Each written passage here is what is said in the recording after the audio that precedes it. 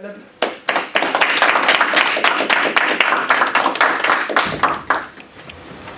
you, Mr. Toastmaster. Fellow Toastmasters, honored guests. Imagine if Congress passed a law that made it a crime tomorrow to say anything badly about the president or to prevent a police officer from entering your house without a search warrant. You'd feel like your rights are violated. This would seem unconstitutional. Well, today I'd like to talk about another right that we all have that's enshrined in the Constitution, and for whatever reason is a bit more controversial, has a bit more regulation behind it. And if you haven't figured out which one I'm probably talking about, you will pretty shortly. But before I do, I want to conduct a simple thought experiment. Raise your hand if, to stop hackers, you would ban all computers. Raise your hand if, to stop arson, you would ban gasoline and matches. Okay, this is pretty easy, right? Last one should be a slam dunk. Raise your hand if to stop murder, you would ban guns. Okay, I'm happy to see nobody raise their hands. And one of the reasons that people have an issue with guns is because, unlike those other things, which are not designed to shoot and kill things, a gun is. But let's look at how dangerous guns are relative to things that are not designed to shoot and kill things. People are worried about children dying in the home because of accidental firearm discharges. And so am I. I have 2 children of my own. If we actually look at the numbers, if this circle here represents the death rate to children due to firearms in the home, then this represents the death rate due to swimming pools. Swimming pools are not designed to kill, of course, but they happen to be much more deadly than guns. Should we ban swimming pools, or is it a matter of safety and responsibility? Let's look at the overall death rate throughout the country. If this circle represents the death rate due to firearms, then this represents the death rate due to cars.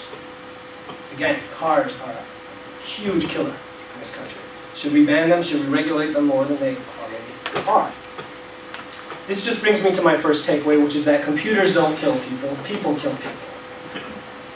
And it's a silly statement, but you get where it's coming from. Replace the word computers with matches, gasoline, cars, swimming pool, guns. And I think we've all heard this before, but it's a premise for what's to come. Let's look at the fact that a gun is dangerous, and if we just ban them altogether, we could probably save lives, reduce crime, reduce murder. Because that must be what follows from banning guns. If you can't get a hold of them, you can't use them. In 1997, the UK passed a gun ban in England and Wales. The vertical line is when the ban was passed. This steeply rising chart is the murder rate in the years following the gun ban. Now you say, hold on, look how it falls afterward, it must be an anomaly, right? Only after they added 20,000 more police officers on the street did the crime start to come down slowly after many years. This isn't a rare occurrence either. Let's look at other areas. In Ireland, after their gun ban, the murder rate went up over 300%. In Jamaica, it went up over 500%. In Chicago and DC, 60%. And that was in the 70s and 80s, and is responsible for much of the crime in this country, these gun bans in these major cities. Let's look at the murder rate across the nation over time. In the 60s and 70s, the murder rate climbed and climbed and climbed. Throughout the 80s, it stayed high. It varied a little bit, but it stayed fairly high. And then from 1990 to today, the murder rate dropped by 50%. Why? Now, there are a number of theories. Nobody can tell you exactly why. Otherwise, they're probably a politician or have some sort of agenda. But we can show strong correlations. One of those correlations has to do with U.S. carry laws. These are the rights to carry a gun in various states. In 1991, 14 states banned the right to carry a gun, and the other 36 were fairly restrictive. The reds are where you couldn't, the yellow means it's restrictive. Fast forward to 2010, all but 2 states allow you to carry a firearm, and they're much more permissive. In fact, today all 50 states do. Now again, I'm not saying that more guns cause less murder. I'm saying that there's a strong, strong correlation. And that if you happen to be a gun control advocate, it's very difficult to use this data to support your argument. So the second takeaway is that gun control works. Ask Hitler, Mao, Mussolini, Saddam Hussein, the Nazis, the Soviets, the Chinese from the back in the day. And we have to know our history. But gun control works extremely effectively for criminals. When there's a total monopoly on weapons, Only the criminals are going to have weapons.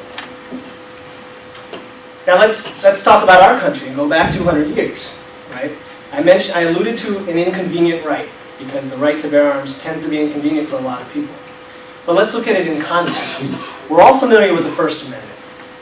We love to talk about the First Amendment, our right to say whatever we want. We're not going to be killed for it. We can talk badly about our president, the government, whoever.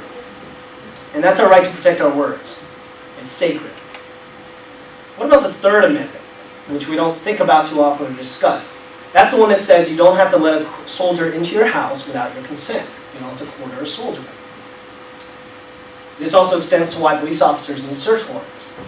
Now tell me, if you're a Jew in the 30s in Poland or Germany, and Hitler Youth comes to your house with a gun, and the law says you can't have a gun, how are you going to protect these rights, if you even have them, from said soldier or criminal?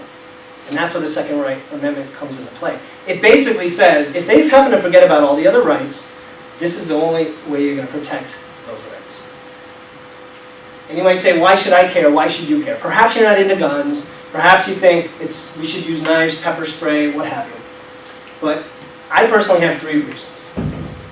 I became a father 3 years ago, and again a year ago. This is my lovely wife, Karen, and my daughters, Emily and Clara. Live life, laugh often, something I want to do with them for years to come. And when I became a father, the instinct really kicked in, how can I protect them? And if you don't think this applies to you, let's just conduct one quick thought experiment related to this.